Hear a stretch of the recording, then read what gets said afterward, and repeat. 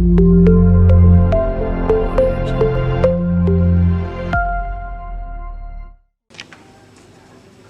everyone, welcome to the video lecture series on digital communications. I am Satish Kanapala, Assistant Professor in the Department of Electronics and Communication Engineering at Vignas Foundation for Science, Technology and Research deemed to be University. So nowadays, most of the people are using the smartphones, and these smartphones are become very important part in our daily life. So these smartphones we are using for making voice calls or sending SMS or making video calls or mails, social media like WhatsApp and Facebook and so many also. So being a communication engineer, we need to understand the concept of communication and the process of communication. So let us consider these two figures for a moment, and you can observe these two figures carefully. So what is the control statement we can draw from these two figures? So some conversation is going on between these two persons as well as these two persons. So technically, the first person is known as the transmitter and the second person is known as the receiver, and the medium which is supports the communication is possible is known as channel. The first person is known as the transmitter, second person is known as the receiver, and the third one is known as the communication channel. Similarly, in the second figure, so this one is known as the transmitter, whereas the second person is the receiver, and the channel which supports the communication is possible is known as the channel. Right? So, what is the basic block diagram of any communication system? The basic block diagram of any communication system consists of the transmitter and the communication channel, and third one is receiver. So basically, communication means the transfer of information from source to destination as efficiently as possible. So we need to transmit our information from one person to another person or source to destination as efficiently as possible. So basically, the communication systems are broadly classified into two categories. So depending upon the type of signal which we are going to transmit, the communication systems are classified into two categories based on the type of signals which we are going to transmit. So the first one is analog communication system and the second one is digital communication systems. In case of analog communication systems, we are transmitting the analog signal from source to destination.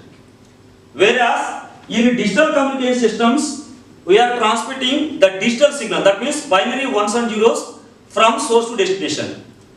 So what do you mean by analog signal and digital signal? Analog signal means the signal is continuously vary both time and amplitude. So it is continuous in both time and amplitude. That means the amplitude and time both are continuous in nature. Whereas in digital signals, your information signal is processed and it is represented in the form of binary ones and zeros. Our original information signal is processed and it is represented in the form of binary ones and zeros. So depending upon the type of signal we are transmitting, so we can classify either it is analog communication system or digital communication system. Right? So look at the block diagram of analog communication system. So the main aim in this one is we are transmitting the analog signal from source to destination. So the analog signal is transmitted from source to destination. Right? So in this one we are having as information source followed by input transducer, the transmitter. So this one is nothing but the transmitter part, whereas this one is represented as the receiver. So in between these two we are having as the communication channel. So we will study the function of each and every block in detail. The main function of the information source is it will generate some sort of information. That information may be either voice signal or video signal or it may be image. The generated information is, it may be either audio, video or image. The information signal generated from the source, that is not in the form of electrical nature. The information signal generated by the source is not in the form of electrical nature, right? So what is the function of this input transducer?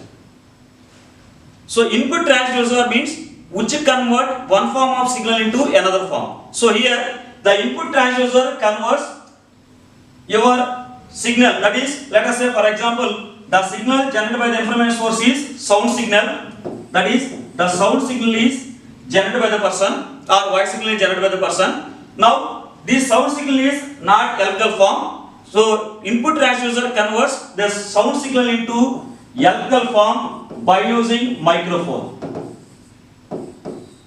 The function of input transducer is it converts the information signal into electrical form, that is time varying electrical form. So for example you can consider a simple microphone which converts the sound signal into electrical signal.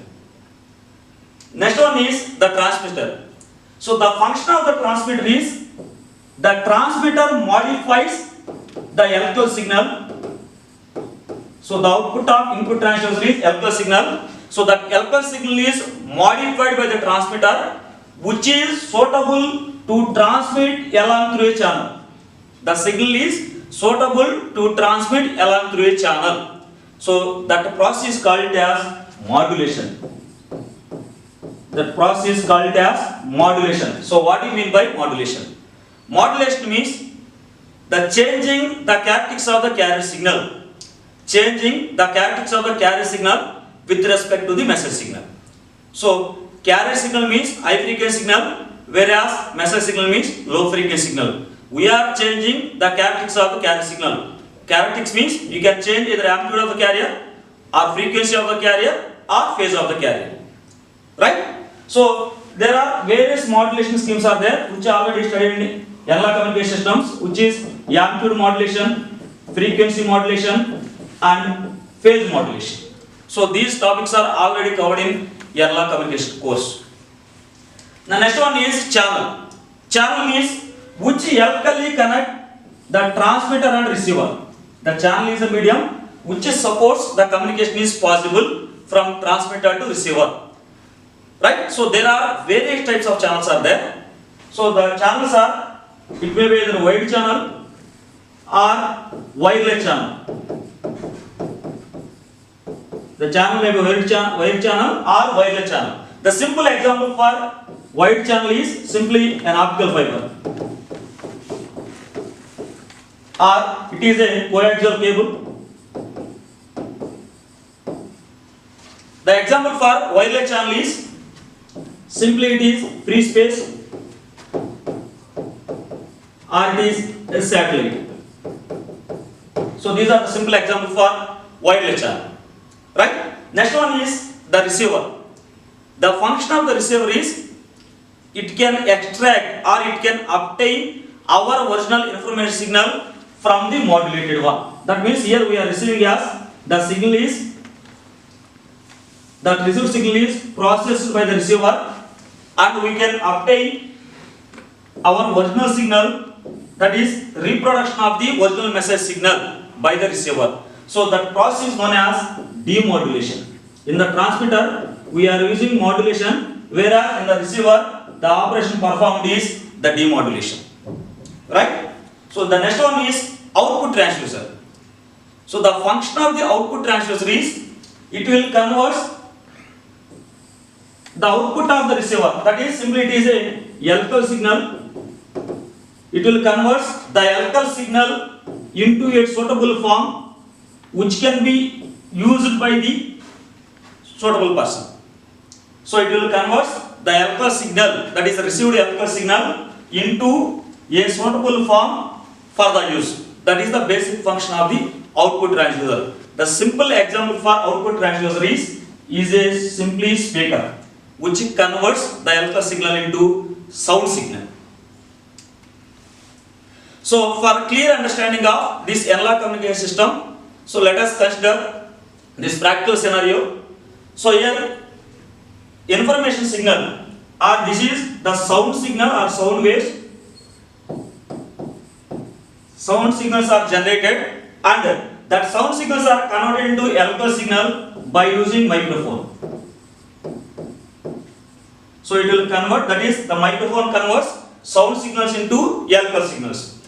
Next one is the main operation performed in the modulator. The main operation performed in the transmitter is modulator. What do you mean by modulator? It will perform some type of modulation. To perform the modulation, two types of signals are required. So one is the message signal. So this one is called it as message signal. And the second one is carrier. That carrier signal is generated by an oscillator. So it is nothing but the carrier signal. So this carrier signal is applied to the input of modulator. So the input required for the modulator is one is the message and second one is the carrier. And it will perform some type of modulation. Then this signal is called as modulated signal. So which type of modulation we can use? It depends upon the type of the application. Then the modulated signal is amplified by the RF amplifier. Then antenna will convert this signal into EM waves, that is electromagnetic waves, which is radiated by the antenna. That is the transmitter part of your system. Similarly, you can look into the receiver part. So let us consider the receiver. In the receiver, the transmitted signal is received by the antenna.